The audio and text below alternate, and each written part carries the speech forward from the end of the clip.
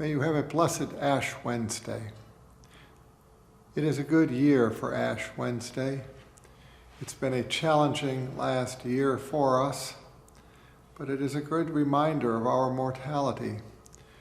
It's also a good time to remember that all of us are sinners and fall short of the glory of God. In the midst of a time in which so much of politics seems to dominate our news, it is a time to remember that self-righteousness is a dangerous sin. It is a time in which those who seem to claim to be right, those who stand in front of others pontificating and saying this is what is right and you are wrong, we all carry with us aspects of sin. And we need to be careful and act with mercy. All of our time is short. All of our time will end. All laws come and go, churches come and go. The steadfast love of the Lord endures forever. The forgiving love of God continues. Like a tide washing upon the shore, God's mercies continue.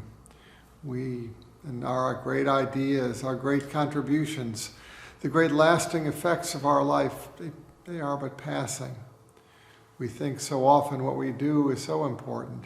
Yet Ash Wednesday is that time to remember that all that is important, the only thing that is important, is that connection we have with God, that relationship we have with the divine, the holy spark within our soul, the holy spark that somehow unites us with each other, somehow connects us in ways we do not always understand, surprises us when we meet somebody new for the first time and knows that there's something deep here, surprises us and touches us when we share with somebody who has gone through a similar difficult journey, a loss, a pain, and we know that we are connected deeply in a bond that cannot be broken.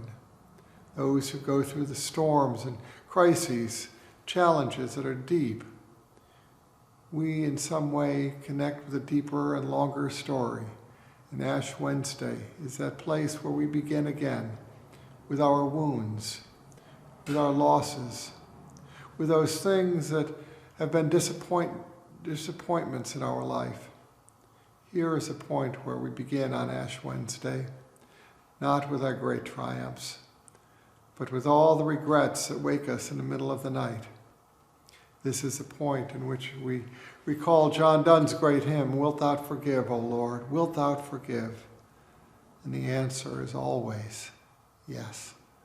The answer is always yes. God's forgiveness and loving kindness is always present in our midst, and yet it has come with a deep and abiding cost. It is not to be taken lightly. It is not something we should take for granted or think that, oh, because it is always there, it is not as valuable. It is all that is valuable, that which links us back to the divine grace of God. This is why we gather on Ash Wednesday. This is why we take the dust of the earth and remind ourselves that we are but ash. We will return to the ashes. Life is short. We have very little time to share with each other the love we have. Time passes quickly. So Ash Wednesday is a time to remember, to love deeply, to forgive always, and to find ourselves coming back again to that place where we first met Jesus, where we first connected with God, the burning bush within our soul, the place in which God touched us, the still small voice that awakened us in the midst of our deep sleep and makes us face ourselves and allows ourselves to laugh at ourselves, to find the hope again.